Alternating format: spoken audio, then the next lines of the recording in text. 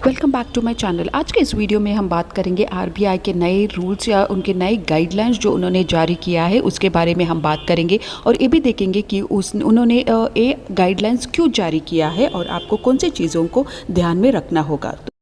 जब आप अपना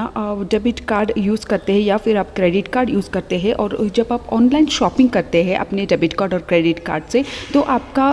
कार्ड नंबर, सीवीवी नंबर और आईडी और पासवर्ड जो होता है तो वो डेटा किसी भी लाइक वेबसाइट में उसे सेव हो जाता है। तो जैसे आप यूज़ करते हैं तो बहुत सारा मिसयूज़ हो जाता है और हम देखते हैं कि बहुत सारे ऑनलाइन फ्रॉड्स भी होते हैं। तो उन सब से बचने के लिए आरबीआई ने कहा है कि debit card number, CVV number और आपका जो एक्सपायरी रेट रहता है वो आपको बाहर करके रखना है या फिर आपको हमेशा याद रखना होगा आपकी सेफ्टी के लिए। तो एक्चुअली क्या होता है कि जब आप शॉपिंग करते हैं, यूजुअली जब आप शॉपिंग करते हैं कोई भी ऑनलाइन पे लाइक आपके मिंत्रा से, फ्लिपकार्ट, अमेज़ॉन, मीशो, स्नैपडील या जोमेटो से जब आप शॉपिंग करते हैं तो आप एक सबसे फर्स्ट टाइम जब आप शॉपिंग करते हैं तो आपका कार्ड नंबर जब आप एंटर कर देते हैं और आपके पूरे ट्रांजैक्शन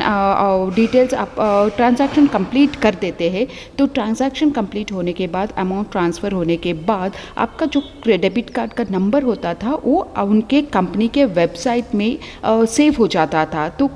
तो उससे आपका डेटाबेस जो पर्सनल डेटा होता है उसे मिसयूज़ होने का चांसेस ज़्यादा हो जाता है। तो इसी से बचने के लिए और जो फ्रॉड होते हैं तो उन सब को बचने के लिए, हैकिंग जो होता है उससे बचने के लिए आरबीआई ने एक नए गाइडलाइंस जारी किया है। तो अभी उन्होंने कहा है कि अब से आप जब भी आप कोई भी ट्रांजैक्शन करेंगे, जब भी आप कोई भी शॉपिंग करेंगे तो आपको हर बार आपका कार्ड नंबर एंटर करना पड़ेगा और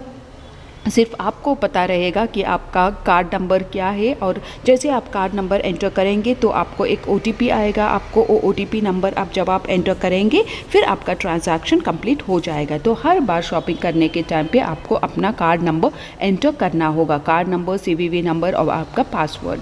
तो तभी आपका ट्रांजैक्शन कंप्लीट हो जाएगा। तो आपको ये ध्यान में रखना होगा कि आपको आरबीआई के एक गाइडलाइंस फॉलो करना पड़ेगा और अब से कोई भी कंपनी या वेबसाइट आपका जो डेबिट कार्ड का नंबर है वो अपने डेटाबेस में उसे सेव नहीं कर सकते हैं। तो अब आप नेक्स्ट टाइम जब आप शॉपिंग करेंगे तो मुझे लगा कि ये आपको जानना बहुत ज़रूरी है, क्योंकि नेक्स्ट टाइम जब आप शॉपिंग करेंगे और आपका डेबिट कार्ड नंबर जब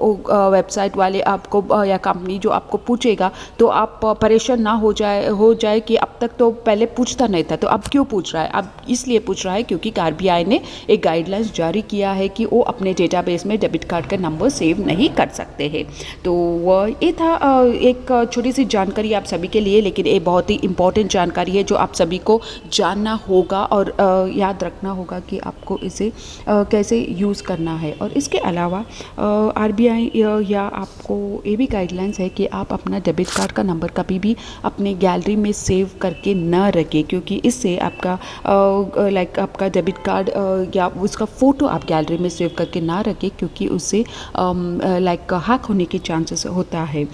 या उसे कोई भी किसी के हाथ में अगर वो मोबाइल चला गया तो उसे वो ईज़िली एक्सेस कर सकते हैं। तो ये था कुछ इम्पोर्टेंट जानकारी। तो चैनल को लाइक, शेयर और सब्सक्राइब ज़रूर कर लीजिए, क्योंकि अगली बार जब मैं ऐसे कोई भी वीडियो अपलोड करती हूँ जैसे इम्पोर्टेंट वीडियोस और मैं ज़्यादातर फाइनेंस और बैंकिंग रिलेटेड अपडेट्स और उनके डिटेल्स यहाँ पे आपको देती रहती हूँ। तो आप जब मैं अपलोड करूँगी वीडियोस तो आपको इमीडिएटली मिल सके और आपको सारी जानकारी मिल सके। तो इसे सब्सक्राइब ज़रूर कर लीजिए और याद रखिए कि आपके जो मेहनत के पैसे हैं उसे यूँ ही वेस्ट ना हो जाए, उसे सेफ गार्ड करके आप उसे रख लीजिए। चलिए मिलते हैं हम मेरे नेक्स्ट वीडियो में, तब तक के लिए स्टे सेफ, स्टे हेल्दी।